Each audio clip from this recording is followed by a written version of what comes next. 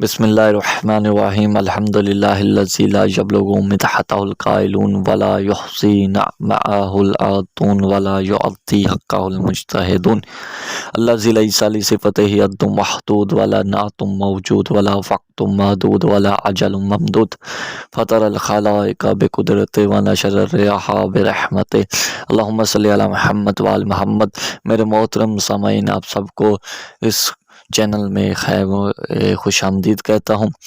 یہ آج ہم بات کرنے والے ہیں ایک سچے واقعہ میں، تھمبنیل میں آپ جان چکے ہیں۔ اس سے پہلے ایک سچے واقعہ کا مفہوم کہ اصل میں سچا واقعہ کیا ہے، اس کا مفہوم پیش کرنے جا رہا ہوں۔ تو توجہ فرمائیے گا، وہ لوگ جو زبان سے خدا کے وجود کا انکار کرتے ہیں، دراصل ان کی روح کی گہرائیوں میں خدا کے ایمان کا جذبہ مثمر ہوتا ہے۔ اس میں کوئی شک نہیں کہ بہت ساری کامیابیاں اکثر غرور پیدا کرتی ہے، اور غرور خدا سے غافل کر دیتا ہے، اتنا کہ حتیٰ کہ انسان اپنی فطری تقاضے بھی فراموش کر بیٹھتا ہے۔ جب طوفان آتا ہے، جس وقت طوفان آتا ہے تو اسے تھپیڑے پڑتے ہیں نا، جب طوفان کے تو زندگی درم برم ہو جاتی ہے، مشکلات اس سے بے بس ہو جاتا ہے۔ تو اتنی مشکلات آ جاتی ہے جب اس کا کوئی آسرا نہیں ملتا، تب اس کی آنکھوں کے سامنے پردے سارے ہٹ جاتے ہیں گمراہی کے، اور خدا کی وحدانیت اور خدا کی معرفت کا جذبہ اس کی جگہ لے آتا ہے۔ اب چلتے ہیں، یہ تھا مفہوم سچے واقعہ کا، تاکہ آپ کو تھوڑی سمجھ آئے کہ ہم بیان کیا کر رہے ہیں۔ چلتے ہیں سچے واقعہ کی طرف۔ کسی زمانے میں ایک بہت طاقتور وزیر تھا، وہ اپنے زمانے میں بہت اس کا اثر و رسوخ تھا، بہت زیادہ جرأت مند تھا، کوئی ایسی جرأت نہیں اس کی مخالفت کی جرأت حتیٰ تک نہیں کرتا تھا۔ اور ایک دن کسی محفل میں گیا جہاں علماء کی محفل تھی، کہتا ہے وہاں وزیر جا کے ان سے مخاطب ہوتا ہے کہ اس دنیا کا کوئی خدا نہیں ہے، میرے پاس خدا کی نفی کے لیے ہزاروں دلیلیں ہیں۔ تو سارے علماء موجود تھے، وہ جانتے تھے کہ یہ منطق و استدلال سے بے بہرا ہے، اور طاقت و اثر و رسوخ سے وہ اتنا غرور میں آ چکا ہے کہ ابھی اسے جواب دینا مناسب نہیں ہے۔ انہوں نے فی الحال ایک دفعہ خاموشی اختیار کر لی۔ کچھ دن ہی گزرے تو وزیر پر بہت سارے الزام لگے، اور اسے حکومت وقت نے اسے گرفتار کر کے قید کر لیا۔ تو اس روز جس محفل میں موجود علماء تھے، ان میں سے ایک علماء نے سوچا چلتے ہیں وزیر کو خواب غفلت سے بیدار کرتے ہیں، یہی موقع ہے کہ اس کا غرور ٹوٹ چکا ہوگا، خود غرضی و تکبر کے تمام پردے اس کی آنکھوں سے ہٹ چکے ہوں گے، حق کو قبول کرنے کی حص اس کے اندر موجود ہوگی۔ تو چلتے ہیں۔ تو وہ عالم ملاقات کی اجازت لے کر وکیل کے وزیر سے ملنے کے لیے قید خانے میں آیا۔ جب عالم اس کے نزدیک پہنچا تو اس نے دیکھا کہ سلاخوں کے پیچھے کمرے میں تنہا وزیر ٹہر رہا ہے اور زیر لب کچھ اشعار گنگنا رہا ہے۔ تو انہوں نے غور سے سنا تو یہ مشہور اشعار تھے۔ تو جب فرمائیے کہ اب یہی موقع ہے،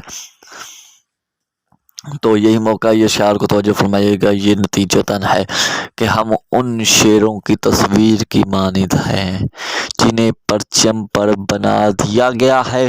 جس وقت ہوا چلتی ہے اور پرچموں میں حرکت پیدا ہوتی ہے، کوئی ایسا معلوم ہوتا ہے کہ شیر حملہ وار ہو رہا ہے، لیکن اصل میں خود ان کی کوئی حیثیت نہیں ہے، یہ فقط ہوا کی حرکت سے ہے، اور جو ان کو طاقت عطا کرتی ہے وہ خواہ کتنے ہی طاقتور کیوں نہ ہو جائے، ہم اپنی کوئی حیثیت نہیں ہے، ہماری کوئی اپنی حیثیت نہیں ہے، اور وہ خدا ہی ہے جو ہمیں یہ طاقت عطا کی ہے، اور جب بھی چاہے ہم سے چھین سکتا ہے۔